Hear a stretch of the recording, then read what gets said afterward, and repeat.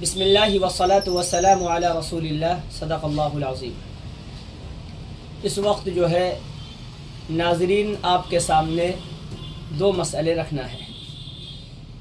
پہلا مسئلہ جو ہے وہ یہ ہے کہ بعض حضرات کے نزدیک قربانی سنت ہے اور ہم اہل احناف کے یہاں قربانی واجب ہے۔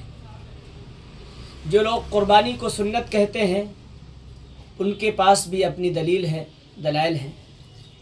اس وقت ہمارے سامنے جو کتاب ہے یہ علامہ کاسانی رحمۃ اللہ علیہ کی بدائع الصنائع ہے، جو بہت ہی معتبر کتاب ہے۔ اس میں علامہ کاسانی رحمۃ اللہ علیہ نے جن لوگوں نے قربانی کو سنت کہا ہے ان کی دلیل بھی پیش کی ہے، اور پھر اس کے بعد قربانی کے وجوب کو ثابت کیا ہے اور اس کی دلیل پیش کی ہے۔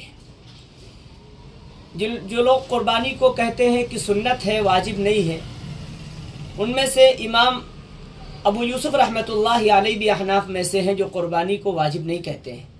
امام شافعی رحمۃ اللہ علیہ بھی قربانی کے سنت ہونے کے قائل ہیں، اور ان کی دلیل یہ حدیث ہے ثلاث کتبت علی ولم تکتب علیکم الوتر والضحی والاضحی، یعنی تین چیزیں ایسی ہیں جو مجھ پر فرض کی گئی ہیں اور تم پر فرض نہیں کی گئی ہیں۔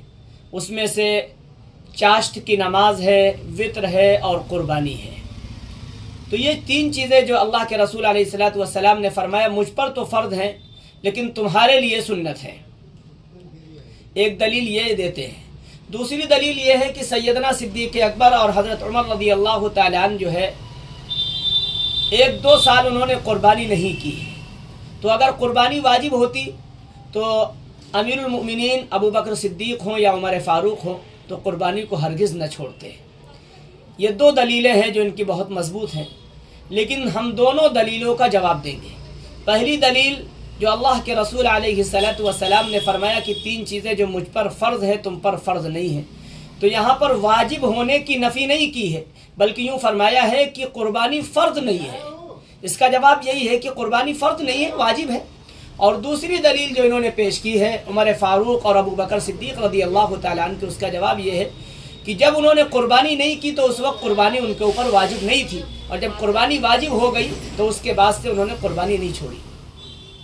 اور قربانی کے واجب ہونے کی پہلی دلیل یہ ہے کہ اللہ تبارک و تعالیٰ نے قرآن کریم میں فرمایا ہے فَصَلِّ لِرَبِّكَ وَانْحَرْ، کہ اے نبی آپ نماز پڑھیے اور قربانی کیجیے۔ تو صلی بھی امر کا صیغہ ہے اور وانحر بھی امر کا صیغہ ہے، اور اصولیین کے یہاں ایک قاعدہ مسلم ہے کہ امر جب قرینے سے خالی ہو تو وجوب کا تقاضا کرتا ہے، وجوب پر دلالت کرتا ہے، لہذا جس طرح بقرعید کی نماز واجب ہے اور اسی طریقے سے قربانی کرنا بھی واجب ہے۔ ایک دلیل یہ ہے۔ دوسری دلیل علامہ کاسانی نے یہ دی ہے کہ ضحوا فإنها سنت ابیکم ابراہیم علیہ السلام، کہ تم لوگ قربانی کرو، تو اس میں بھی امر کا صیغہ ہے اور امر وجوب پر دلالت کرتا ہے، لہذا قربانی واجب ہے۔ ایسے ہی تیسری دلیل علامہ کاسانی رحمۃ اللہ علیہ نے یہ دی ہے، اللہ کے رسول علیہ الصلوۃ والسلام نے فرمایا جس نے نماز سے پہلے ذبح کر لیا یعنی قربانی کر لی، اسے چاہیے کہ اپنی قربانی کو لوٹائے۔ ظاہر سی بات ہے لوٹایا اسی فعل کو جاتا ہے جو واجب یا فرض کے درجے کا ہوتا ہے، سنت کی جو چیز ہوتی ہے اس کو لوٹایا نہیں جاتا ہے۔ ایسے ہی اسی طریقے پر علامہ کاسانی رحمۃ اللہ علیہ نے ایک دلیل جو یہاں پر پیش کی ہے وہ یہ بھی دلیل پیش کی ہے کہ اللہ کے رسول علیہ الصلوۃ والسلام نے ایک موقع پر ارشاد فرمایا کہ جو قربانی کی وسعت رکھتا ہے، قربانی کرنے کی حیثیت اس کے اندر ہے، پھر بھی وہ قربانی نہیں کرتا تو فرمایا وہ ہماری عیدگاہ کے قریب نہ ہے۔ لہذا ساری بات کا خلاصہ اور نچوڑ نکل کر یہی آیا ہے کہ قربانی واجب ہے، سنت نہیں ہے جیسے کہ دوسرے لوگ کہتے ہیں۔